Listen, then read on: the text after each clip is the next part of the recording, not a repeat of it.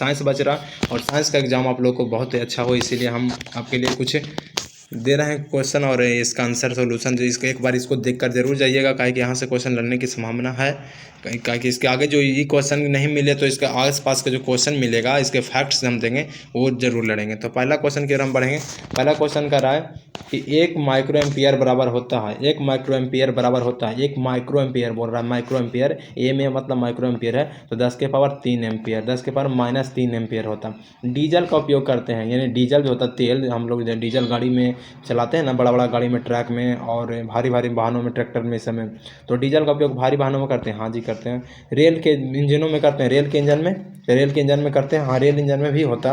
अब विद्युत में भी ट्रेन आ गया, बिजली से भी चलने वाला ट्रेन है ना, तो ट्रेन पहले डीजल से भी चलता था, आज भी चलता है कुछ ट्रेन डीजल से। और विद्युत उत्पादन में बिजली भी उत्पादन कर सकते हैं, इसीलिए इसका आंसर क्या होगा? सभी। इसका आंसर क्या होगा? सभी। और डीजल आप लोग को पता हो कि डीजल है ना पेट्रोलियम से निकलता है। डीजल कहाँ से आता था? पेट्रोलियम से। और पेट्रोलियम में और इसके डीजल से नीचे क्या आता है? किरोसिन। डीजल से नीचे जैसे मिट्टी तेल कहा जाता है, और मिट्टी तेल में सोडियम को रखा जाता है। आप लोग को जैसे पता होगा सोडियम एक ऐसा धातु है जिसे हम चाकू से आसानी से काट सकते हैं। तो यहाँ से क्वेश्चन एग्जाम में सोडियम का परमाणु संख्या 11 होता है, और सोडियम का संकेत होता है Na। क्या होता है? Na। चलो अगला क्वेश्चन की ओर बढ़ते हैं। तो जिसके आसपास के क्वेश्चन बोलते हैं वो एग्जाम में आने की संभावना बहुत ही रहता है, ताकि यहीं से आसपास से क्वेश्चन उठाएगा। जो क्वेश्चन हम करवा रहे हैं प्रीवियस ईयर का क्वेश्चन है, ताकि ये एग्जाम में जितना भी क्वेश्चन पूछ रहा है प्रीवियस ईयर से बहुत ज़्यादा क्वेश्चन पूछ रहा है, 80%।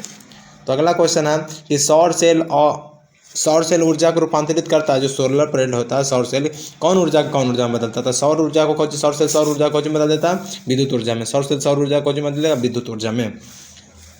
और यहाँ पे जैसे कि मोटर पूछेगा कि मोटर किस ऊर्जा को किस ऊर्जा में मोटर, तो मोटर जो है ना विद्युत ऊर्जा को यांत्रिक ऊर्जा में बदलता है। और डायनेमो पूछेगा तो डायनेमो हो जाता है यांत्रिक ऊर्जा को विद्युत ऊर्जा में। डायनेमो क्या करेगा? यांत्रिक ऊर्जा को विद्युत ऊर्जा में बदल देगा। सोना की परमाणु संख्या क्या होता है? सोना का परमाणु संख्या, सोना होता है Au, इसका जो होता है लैटिन नाम नाइट्रियम औरम होता है। सोना का क्या होता है? औरम। सोना का होता है औरम। यही होता है किसका जो होता है ना सोना का होता है परमाणु संख्या 79 होता है। कितना होता है? 79। 79। और 80 होता है पारा का। 80 किसका होता है? पारा का।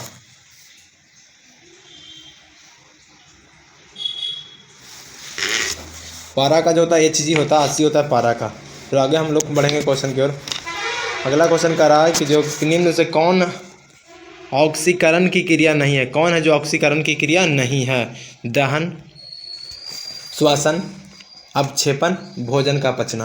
तो क्या होगा? अवक्षेपण। क्या होगा? अवक्षेपण है जो ऑक्सीकरण अभिक्रिया नहीं है। पूछा दहन कौन सी अभिक्रिया? तो दहन ऑक्सीकरण अभिक्रिया, भोजन का पचना ऑक्सीकरण अभिक्रिया, और श्वसन भी है क्या? ऑक्सीकरण अभिक्रिया। ऑक्सीजन की संयोजकता क्या होता है? ऑक्सीजन की संयोजकता, तो ऑक्सीजन का संयोजकता होता है ना, ऑक्सीजन का हम लोग पढ़ लेते हैं। ऑक्सीजन का होता है O2। ऑक्सीजन का जो सूत्र होता है O2, लेकिन ऑक्सीजन का संकेत पूछेगा तो वो होता है, और O2 होता है। तो यहाँ से भी याद कर सकते हैं कि O2 तो 2 हो गया ना, तो हम यहाँ पे तोड़ेंगे कि सोडियम जो ऑक्सीजन है, ऑक्सीजन का 8 होता है, तो 2 और 6 बट गया। इसको 8 पूरा वाला कितना चाहिए? 2 और 6 दे देगा तो 8 पूरा वाला 2 की जरूरत पड़ेगा, तो इसीलिए 2 की संयोजकता होता है। उसका बाहरी में कक्षा में जो बचेगा संयोजकता होता है। तो 2 को इलेक्ट्रॉन लेगा तो ऑक्सीजन पे कैसा पावर होता है? निगेटिव पावर होता है, निगेटिव चार्ज होता है, -2 होता है। क्या होता है? -2। तो ऑप्शन तो में -2 नहीं है। अम्लीय वर्षा के जल का पीएच मान होता है। अम्लीय वर्षा का जल का पीएच मान क्या होता है? तो अम्लीय वर्षा होता है ना 6.5 से कम, 6.5 से कम। अम्लीय वर्षा का पीएच मान क्या होता है? 6.5 से कम होता है। आगे क्वेश्चन की ओर बढ़ेंगे। 8वां क्वेश्चन की ओर कि चींटियों के डंक में कौन सा अम्ल पाया जाता है? चींटी जो है, चींटी के डंक में कौन सा अम्ल पाया जाता है? तो चींटी के डंक में फॉर्मिक अम्ल पाया जाता है। कौन सा? फॉर्मिक अम्ल। जैसे कि हम कहते हैं कि सांप बिच्छा काट लेता था, हम फॉर्म में भागने लगता है ना लोग, तो यहाँ फॉर्मिक अम्ल। लेकिन यहाँ पे ऑप्शन में फॉर्मिक अम्ल नहीं है, तो क्या होगा? मेथेनोइक अम्ल। मेथेनोइक अम्ल को ही क्या कहा जाता है? फॉर्मिक अम्ल कहा जाता है। फॉर्मिक अम्ल इसी को कहते हैं। और सिट्रिक अम्ल नींबू या संतरा में सिट्रिक अम्ल। ऑक्जेलिक अम्ल टमाटर में कौन सा अम्ल? ऑक्जेलिक अम्ल पाया जाता है। चलो इमली में टार्ट्रिक अम्ल पाया जाता है, और दही में लैक्टिक अम्ल पाया जाता है। यहाँ से क्वेश्चन है वो जरूर पूछेगा। और सिरका में एसिटिक अम्ल, सिरका में एसिटिक अम्ल। और विटामिन सी में एस्कॉर्बिक अम्ल, विटामिन सी में कौन सा? एस्कॉर्बिक अम्ल। यहाँ से क्वेश्चन जरूर बनते हैं एग्जाम में, इसको तो हम कंठास दिमाग में बैठा लो कि यहाँ से क्वेश्चन जरूर पूछेगा। अगला क्वेश्चन है निम्नलिखित में कौन सा संवहन ऊतक है? कौन है जो संवहन ऊतक है? तो पहला एपिडर्मिस, फ्लोएम, जाइलम, बी और सी दोनों।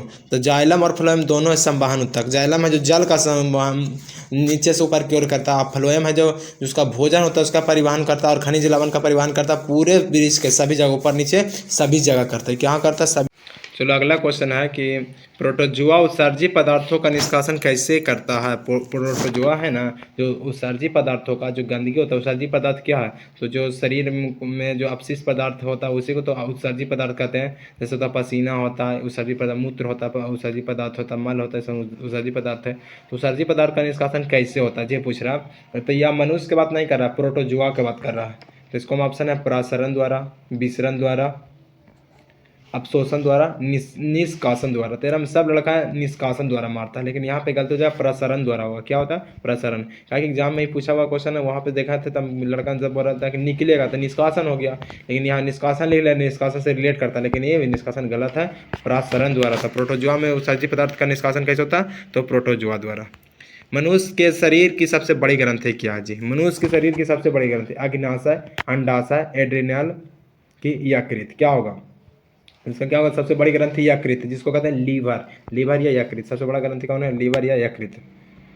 हमारा यकृत होता है लगभग 1.5 kg, 1450 ग्राम का होता है, 1450 ग्राम, तो लगभग 1.5 kg आप बता सकते हैं। शरीर का संतुलन बनाए रखता है, कौन है जो शरीर का संतुलन बनाए रखता है, शरीर का संतुलन, सेरिबेलम, क्रेनियम, मस्तिष्क सिस्टम, सेरिब्रम। तो क्या होगा शरीर का संतुलन जो बनाए रखता है ना उसको कहते हैं सेरिबेलम। क्या होता है सेरिबेलम। सोचना या चिंतन करने का, जैसे सोचने समझने का जो होता है, कहता है कि सोचने और समझने का क्या होता है, तो सेरिब्राम होता है। सेरिब्राम में हम सोचते हैं, चिंतन करते हैं, ये सब। कोई मारा था, दर्द हुआ था, वहाँ पे हमको पता चलता था ये सेरिब्राम के काम है। किशोरावस्था में होने वाले शारीरिक परिवर्तन का क्या कारण है। किशोरावस्था में जो होता है शारीरिक परिवर्तन, उससे क्या कहा जाता है, टेस्टोस्टेरोन मैंने हार्मोन एगो निकलता है, जिससे ही हमारा शरीर में परिवर्तन होगा। एस्ट्रोजन, थायरॉक्सिन, ए और बी दोनों। क्या होगा, तो ए और बी दोनों, टेस्टोस्टेरोन और एस्ट्रोजन दोनों। क्या होता है टेस्टोस्टेरोन और एस्ट्रोजन दोनों, ये दोनों जो हार्मोन होता है, जब ये दोनों हार्मोन निकलता है तो शरीर में चेंजिंग आता है। यही जो होता है 14 वर्ष के आयु में होता है। किशोरावस्था 14 से 18 वर्ष के बीच के कहा जाता है किशोरावस्था। मानव हृदय में कितने कोष्ठ होते हैं, तो मानव हृदय में 4 बेस्म होते हैं, 4 कोष्ठ होते हैं। कोष्ठ पूछेगा, बेस्म पूछेगा, चैम्बर पूछेगा, तो कन्फ्यूजन नहीं होना, बेस्म बोले या कोष्ठ बोले या चैम्बर बोले, कुछ भी बोले, सब होगा 4 गो। यहाँ पे जो होता है 4 गो के नाम बताया कि दायां अलिंद, बायां अलिंद, दायां नीला, बायां नीला, यही 4 गो होता है। रक्त क्या जी, रक्त एक तरल संयोजी उत्तक है। क्या रक्त, क्या रक्त एक तरल संयोजी उत्तक है। रक्त को क्या कहते हैं, ब्लड कहते हैं, खून कहते हैं, यही सब कहते हैं, रुधिर कहते हैं, ये सब रक्त का नाम है। और रक्त जो होता है ना, रक्त 3 तरह का होता है, आरबीसी, डब्ल्यूबीसी, प्लेटलेट्स। आरबीसी जो होता है उसका रंग लाल होता है हेमोग्लोबिन के कारण। डब्ल्यूबीसी सफ़ेद होता है, और वो होता है जो रोग प्रतिरोधक क्षमता को बनाए रखता है, कि रोग प्रतिरोधक क्षमता डब्ल्यूबीसी से पता चलता है। और यहाँ प्लेटलेट्स होता है, जैसे डेंगू हो गया तो प्लेटलेट्स की कमी होता है। ऐसे प्लेटलेट्स का जो काम है रक्त को थक्का बनाना, रक्त को थक्का बनाना किसका काम है, प्लेटलेट्स को।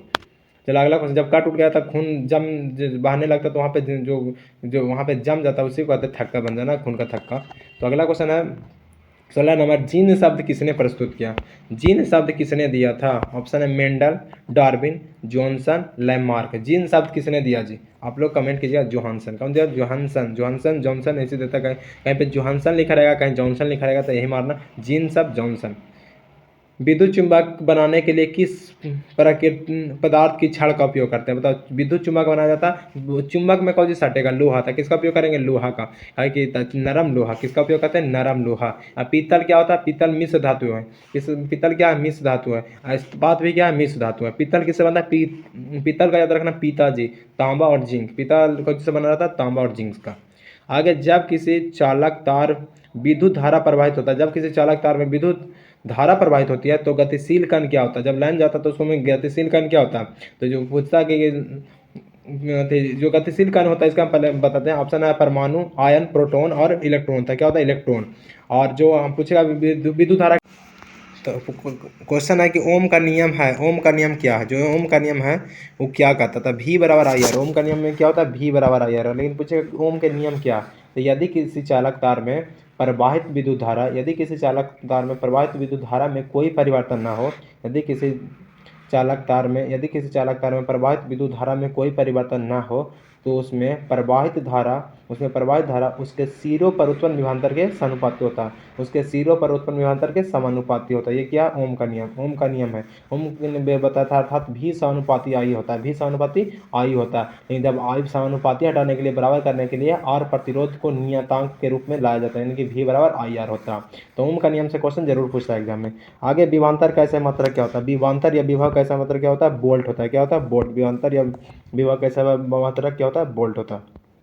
अब प्रतिरोध का ऐसा मात्रक ओम होता है, प्रतिरोध का विद्युत धारा का ऐसा मात्रक एम्पियर होता है, विद्युत शक्ति का ऐसा मात्रक वाट होता है, और कार्य या ऊर्जा का ऐसा मात्रक जूल होता है, कार्य या ऊर्जा का ऐसा मात्रक पूछे तो क्या होता है, जूल होता है।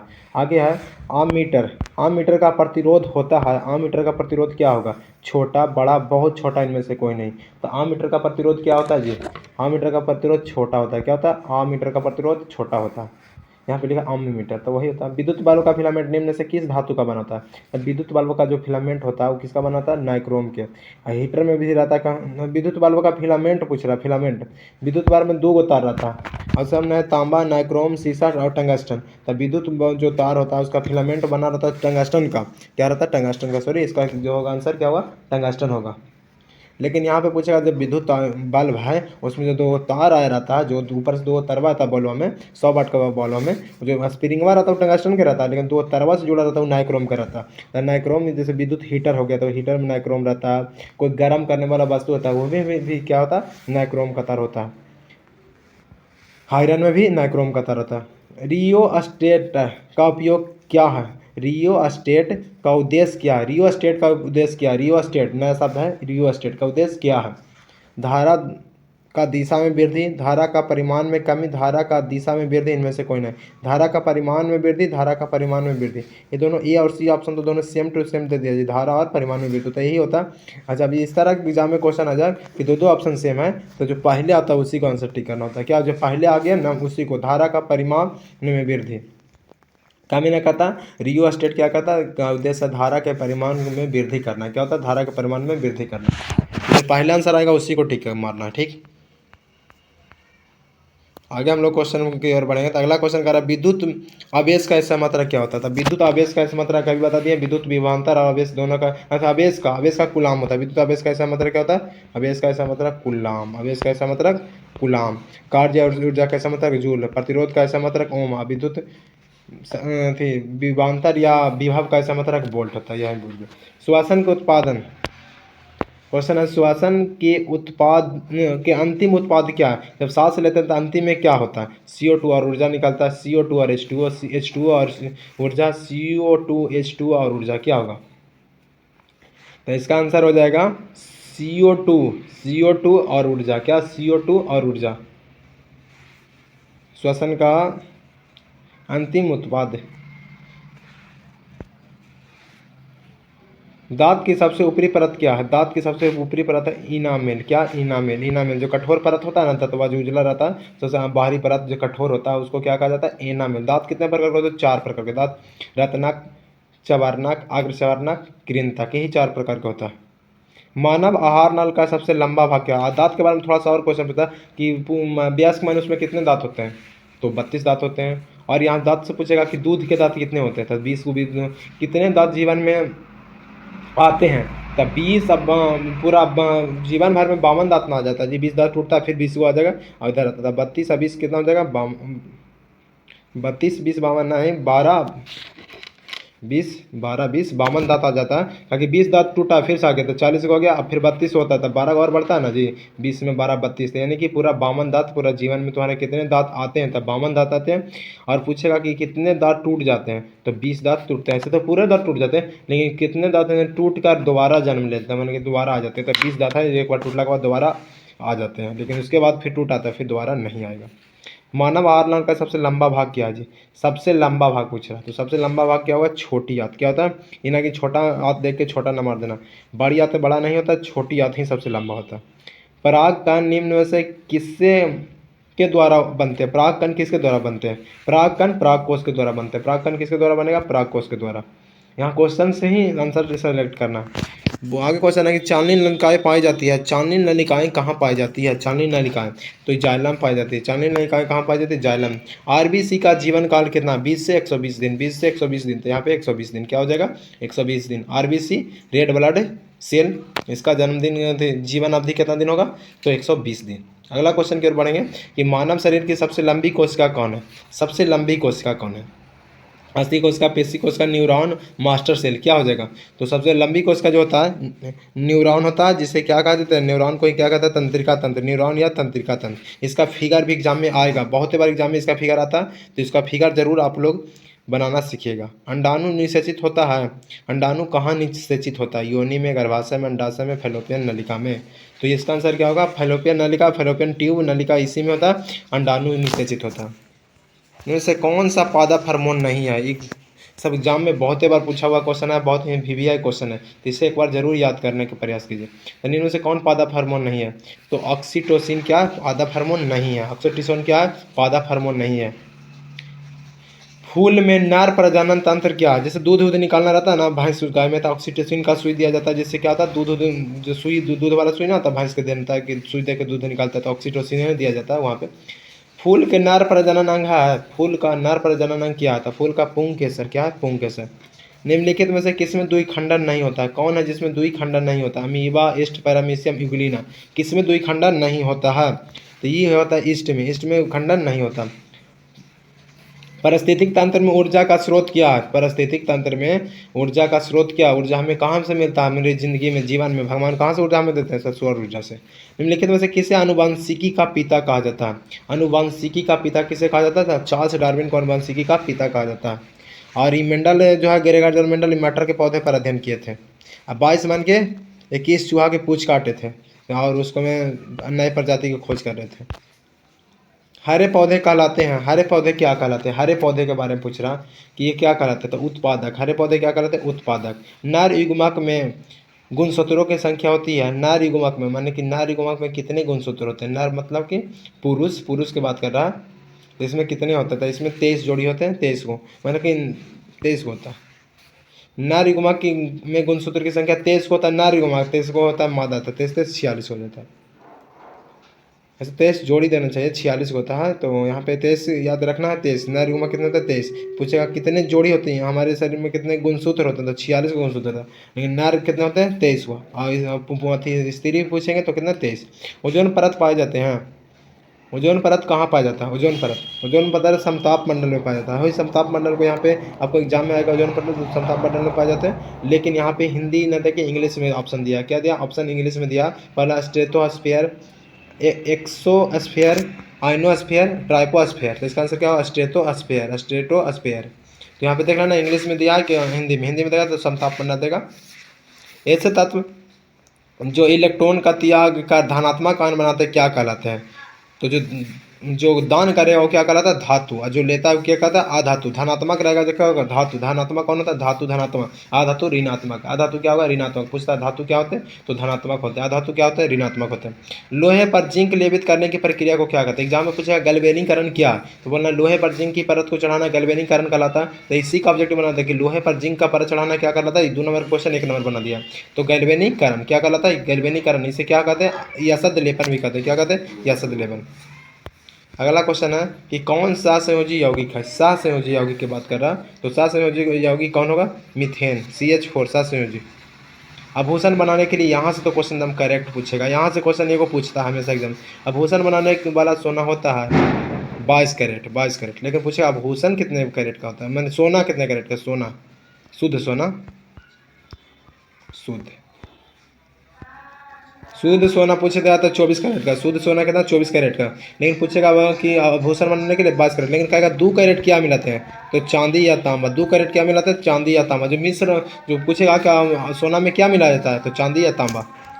आगे क्वेश्चन है निम्नलिखित में कौन सा उत्कृष्ट तत्व है, कौन उत्कृष्ट तत्व है, आयोडीन, सिलिकॉन, आर्गन, ब्रोमीन। तो सिलिकॉन क्या, ये अर्धचालक है, सिलिकॉन क्या अर्धचालक है, लेकिन उत्कृष्ट तत्व पूछ रहा, तो उत्कृष्ट तत्व कौन हो जाएगा, तो ये हो जाएगा आर्गन। उत्कृष्ट तत्व क्या होता है, आर्गन, लेकिन सिलिकॉन क्या होता है, अर्धचालक। आयोडीन क्या अगला क्वेश्चन है, तांबा एवं टीन के मिश्रण को कहते हैं। तांबा टीन मिलेगा तो क्या बनेगा? तो हम पहले बता दें, इसमें पीताजी होता है, पीतल, तांबा और जिंक होता है। पीतल में क्या होता है? पीताजी, पीताजी में तांबा और जिंक हो जाएगा। ये तो पीतल नहीं होगा, और पीतल नहीं होता, तांबा मिल जाएगा तो कांसा बनता है। पीतल कांसा तो देखता थोड़ा सा अच्छा एक जैसा देखने में लगता है, लेकिन अलग होता है, पीतल अलग होता है, कांसा अलग होता है। तो तांबा और टीन मिलाएंगे तो क्या बन जाएगा? कांसा बन जाएगा। लेकिन तांबा और जिंक मिला देंगे तो पीतल बन जाएगा। और ड्यूरालुमीन है ना, जो एल्युमिनियम का अयस्क है, इसे बयान का जो होता है ना, बयान का जो ढांचा बनता है, बयान का ढांचा ड्यूरालुमीन का बना होता है। बयान का जो मतलब होता है हेलीकॉप्टर, एरोप्लेन, इस सब के बारे में बात करें। प्लास्टर ऑफ पेरिस का सूत्र पूछ रहा है। प्लास्टर ऑफ पेरिस सबसे ज़्यादा इसको से एग्जाम पूछता है कि प्लास्टर ऑफ पेरिस होता क्या। तो जब जिप्सम को 120 डिग्री सेल्सियस पर गर्म करते हैं तो प्लास्टर ऑफ पेरिस बन जाता है।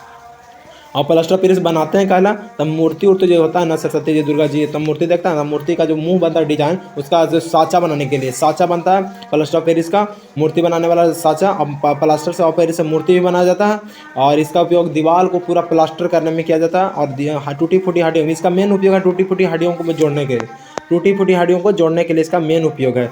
तो इसका सूत्र जो होता है CaSO4.2H2, लेकिन जिप्सम का सूत्र यहाँ से पूछेगा तो CaSO4 2H2, CaSO4.2H2, लेकिन हाफ लगा देंगे तो प्लास्टर ऑफ पेरिस। अम्ल और क्षार आपस में अभिक्रिया कर क्या बनाएंगे? तो लवण और जल, लवण और जल, और अम्ल और क्षार आपस में अभिक्रिया करके लवण और जल बनाना उदासीनीकरण अभिक्रिया कहलाता है। क्या कहलाता है? उदासीनीकरण अभिक्रिया। कुछ बूझा हुआ चूना का सूत्र, तो बूझा हुआ माने पानी है तो एच रहना चाहिए, बूझा हुआ ने पानी डालेंगे तो ना बुझेगा, तो एच रहता था, CaOH के होल्ट होगा। लेकिन बिना बुझा हुआ था CaO, बिना बुझा हुआ CO। और CaCO3 किसका सूत्र है? संगमरमर का सूत्र होता है, खड़िया का सूत्र होता है, चौक का सूत्र होता है, कैल्शियम कार्बोनेट का सूत्र होता है। ये सब किसका? बुझा हुआ चूना का बहुत सारा सूत्र होता है। निम्न से कौन भस्म नहीं है? और Ca क्या होता है? कैल्शियम होता है, Ca 20 नंबर के कैल्शियम होता है, Ca 20 नंबर पे क्या होता है? कैल्शियम। निम्न से कौन भस्म नहीं है? मतलब अगर भस्म नहीं है तो भस्म नहीं होगा तो क्या होगा? लवण होगा या अम्ल होगा, लवण या अम्ल चुने करा।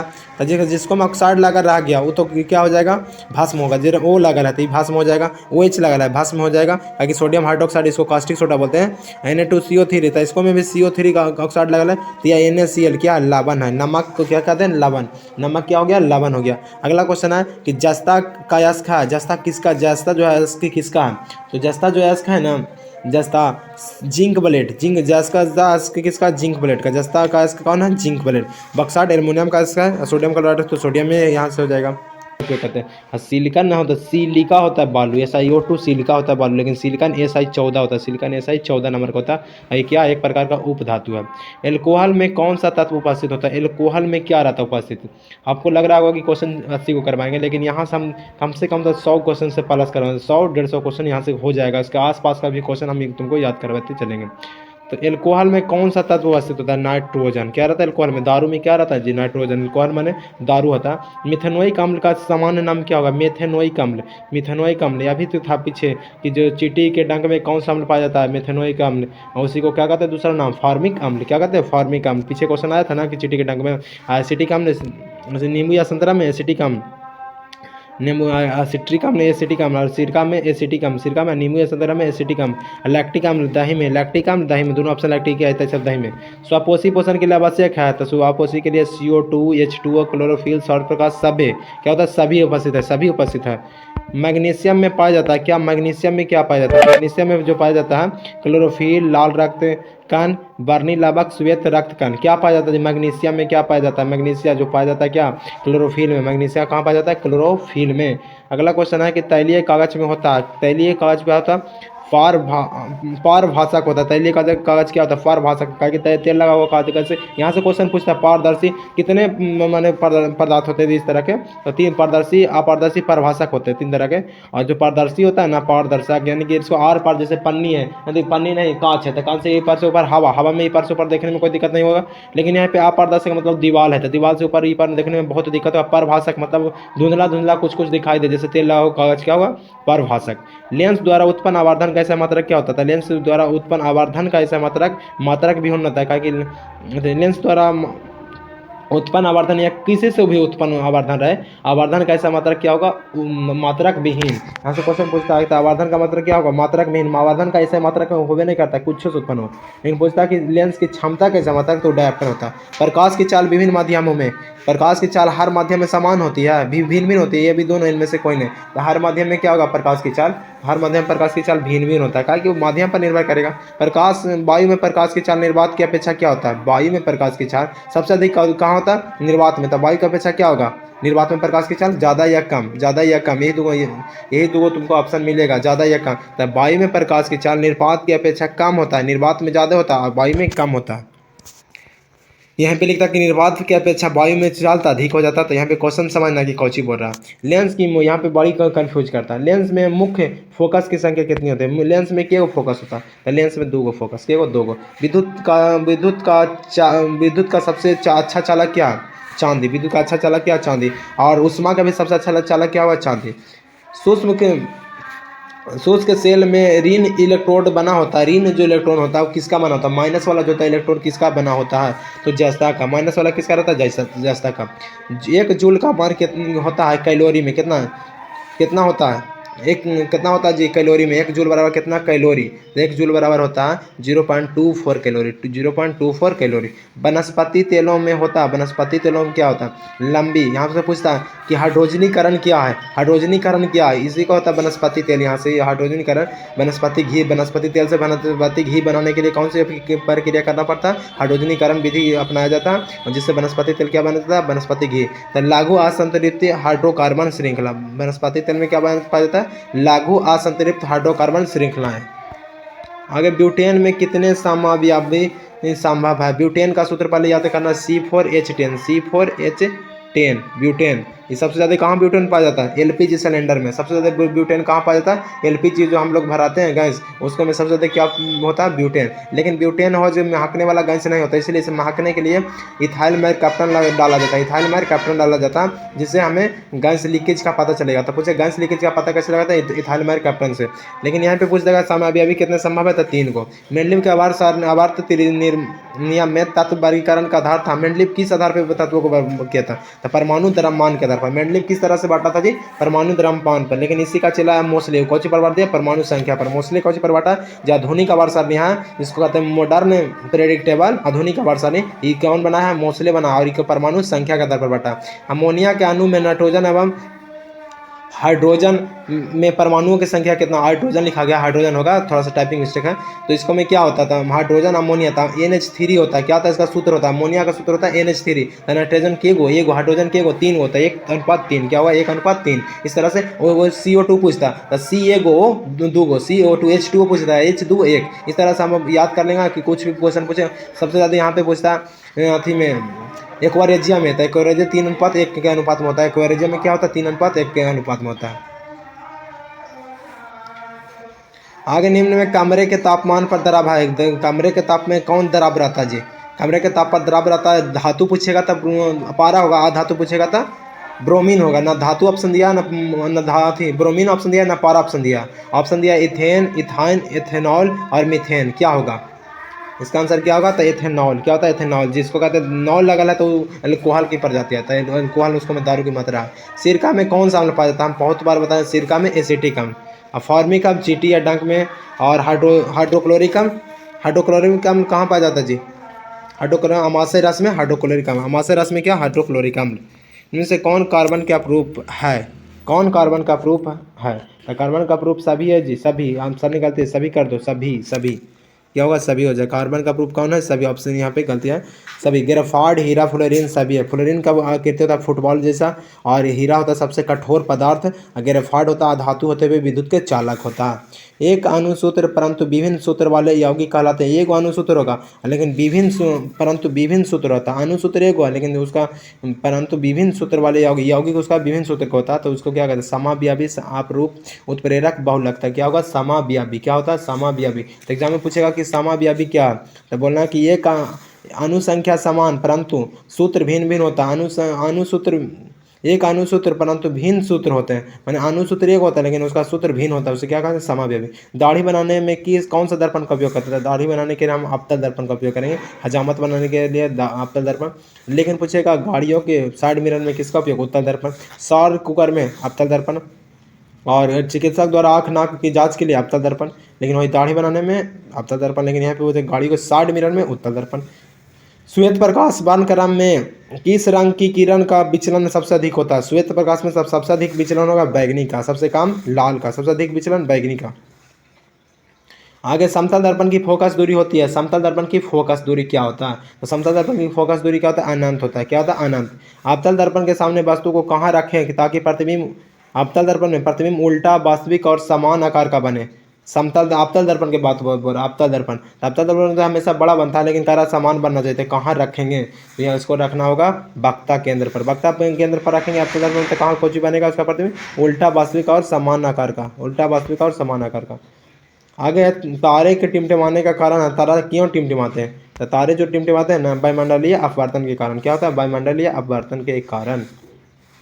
78 क्वेश्चन है, मानव नेत्र के दृष्टि का अस्थायित्व होता है, मानी कि हम कितना सेकंड तक कोची को देखते हैं तब मैंने आँख में रहता है, कितना सेकंड में, कितना सेकंड में हम किसी वस्तु को देख पाते हैं? 1/16 सेकंड में आप किसी वस्तु को देख पाते हैं, उसे कहते हैं दृष्टि का अस्थायित्व। उत्तल दर्पण से बना काल्पनिक प्रतिबिंब होता है, उत्तल दर्पण से बना काल्पनिक प्रतिबिंब सीधा एवं आवर्धित। क्या? सीधा एवं आवर्धित। अवतल लेंस का आवर्धन m बराबर क्या होता है? अवतल दर्पण का आवर्धन m बराबर क्या होता है? m बराबर v/u, m बराबर v/u। क्या होगा? अवतल दर्पण में प्लस, उत्तल दर्पण में माइनस हो जाएगा।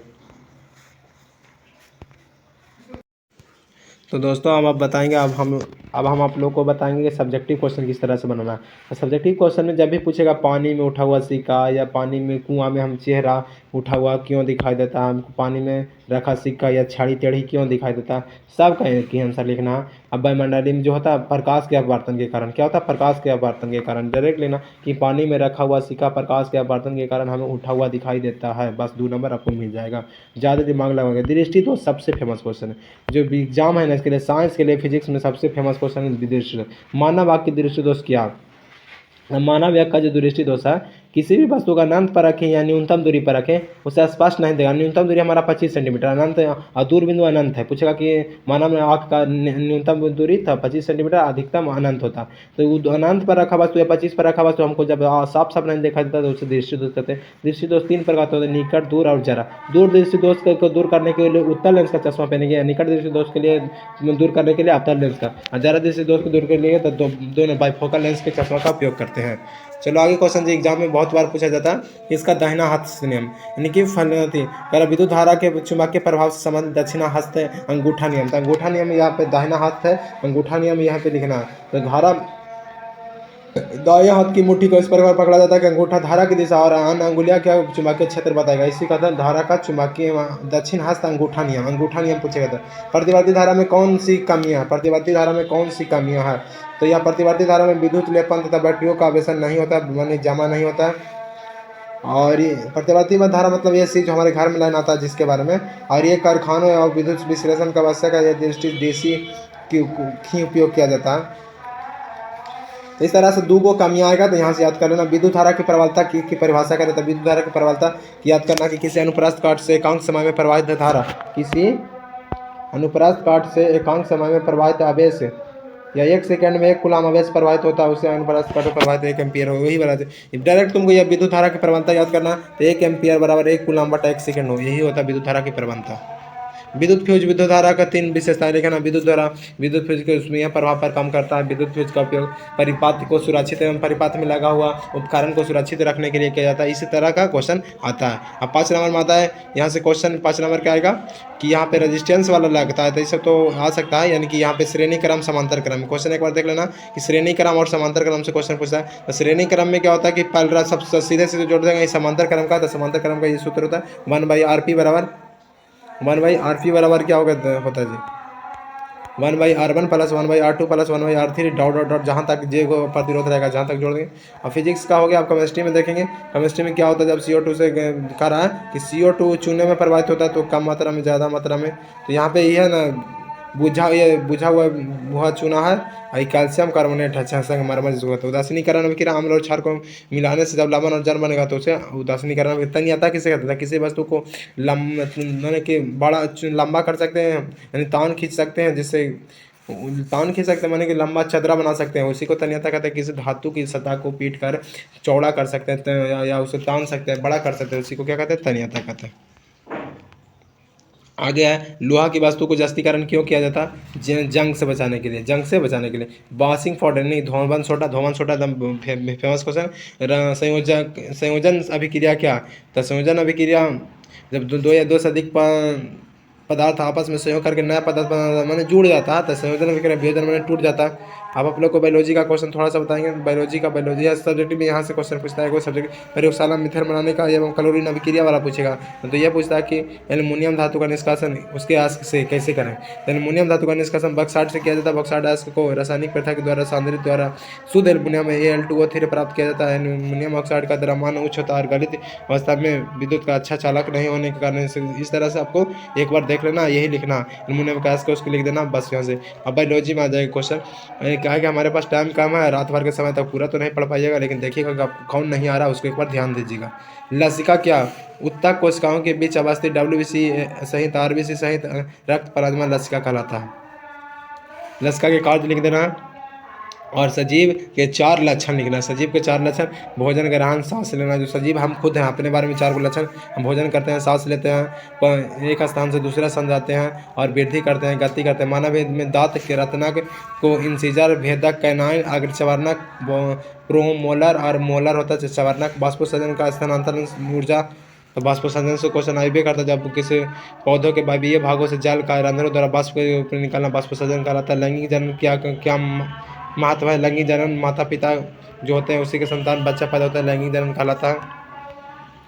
गर्भ निरोधक गोलियां किस तरह से के बारे में क्वेश्चन आता है। और हमारे आमाशय में अम्ल की भूमिका के बारे में, तो भोजन पचाने के लिए काम करता है हमारे देश दूसरे पर पौधे में प्रकाश संश्लेषण की प्रक्रिया का सचित्र वर्णन करना, तो चित्र बनाना तो डायरेक्ट वर्णन कर सकते हैं। मानव ऑक्सीजन तथा कार्बन डाइऑक्साइड का परिवहन कैसे होता है, इस तरह के क्वेश्चन आपको एग्जाम में देखने को मिलते हैं।